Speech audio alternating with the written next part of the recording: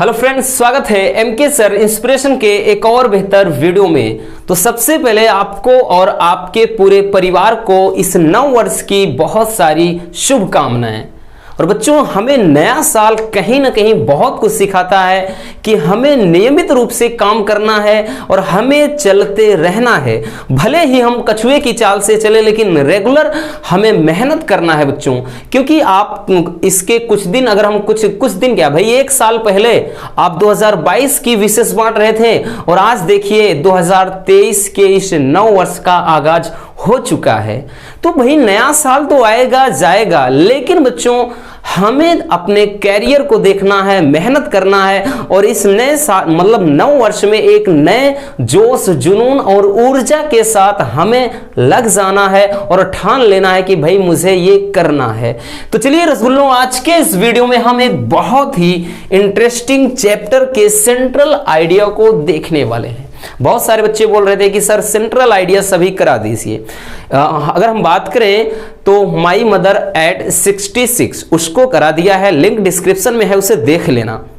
और इतना आसान है रसगुल्लों, एकदम मक्खन लगेगा आपको।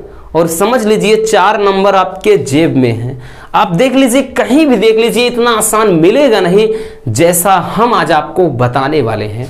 तो चलिए देख लेते हैं। और हाँ बच्चों, वीडियो की क्वालिटी कैसी है बता देना एक बार, क्योंकि अभी भी लाइटिंग का काम पूरा नहीं हुआ है। अगर इसमें थोड़ा छाया वगैरह आ रही होगी लाइटिंग, तो कोऑपरेट करना प्लीज, ठीक है ना। चलिए, अब जो बच्चों चैप्टर है ए थिंग ऑफ ब्यूटी, और ये रसगुल्लों अगर हम बात करें ये आपका मोस्ट इंपॉर्टेंट है रसगुल्लों, इसलिए छाप कर रखिए कि एग्जाम में टपकेगा भाई। कुछ भी आए या ना आए, माई मदर एट 66 और ए थिंग ऑफ ब्यूटी, ये दोनों सेंट्रल आइडिया आपके हर साल पूछे जाते हैं। कोई भी ईयर का क्वेश्चन पेपर उठाइए, ये क्वेश्चन जरूर आया है। तो चलिए इसको हम देखते हैं कैसे लिखना है बच्चों। देखिए, हम सबसे पहले अगर बात करें इसके बारे में, तो इसमें क्या है, इस कुदरत की करिश्मा का जिक्र किया गया है। यानी जो हमारे चारों तरफ एटमॉस्फेयर में नेचर की जो वस्तुएं हैं बच्चों, हमें कितना कुछ फील कराती हैं, हमें खुशियां प्रदान करती हैं, उसी से रिलेटेड ये टॉपिक है। नाम ही है ए थिंग ऑफ ब्यूटी, यानी सौंदर्य की वस्तुएं। अब सौंदर्य की वस्तुएं क्या है? हमारे जो चारों तरफ बच्चों चीजें दिखाई दे रही हैं, जो भी गॉड क्रिएटेड चीजें हैं, यानी ईश्वर के द्वारा रचित जो भी वस्तुएं हैं, सभी क्या करती हैं, हमें खुशी का एहसास कराती हैं, है ना। तो उसी के बारे में सेंट्रल आइडिया लिखना है। और किसने लिखा है भाई साहब? तो लिखना है, मतलब किसने लिखा है? जॉन कीट्स ने। अब लिखेंगे बच्चों कैसे, वो देख लीजिए कि the poem a thing of beauty is composed bye John Keats. कि मतलब क्या है बच्चों, ए थिंग ऑफ ब्यूटी जो कविता है वो जॉन कीट्स के द्वारा रचित है। यानी ये कविता जॉन कीट्स के द्वारा क्या है, रची गई है, ठीक है ना। या कह सकते हैं ए थिंग ऑफ ब्यूटी के जो रचयिता हैं वो कौन है रसगुल्लो? जॉन कीट्स हैं। फिर से बोल रहे हैं, इसके बाहर आप मत देखना, किसी के चक्कर में मत पड़ना, बस इतना छाप लो, एकदम दिमाग में घुस जाएगा भाई साहब, और 4 नंबर आपके कोई नहीं ले सकता, ठीक है ना। ये समझ में आ गया कि पहली लाइन क्या लिखेंगे। आगे लिखेंगे बच्चों कि इन दिस पोयम, यानी इस कविता में द पोएट टेल्स, कवि क्या है, बताता है, that the beautiful things are the source of great joy and happiness. ध्यान से समझना, बहुत ही प्यारा है।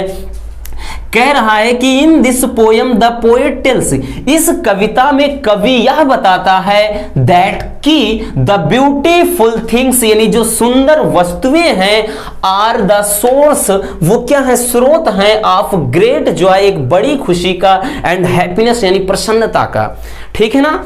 देखिए क्या कह रहा है कि इस कविता में कवि ये बताता है कि जो सुंदर वस्तुएं हैं वो एक बड़ी खुशी और प्रसन्नता का स्रोत है। सोर्स का मतलब बच्चों स्रोत, ठीक। कहने का मतलब ये है जो क्या है, सुंदर चीजें हैं उनसे हमें क्या बहुत बड़ी खुशी मिलती है, एंड हैप्पीनेस यानी प्रसन्नता होती है।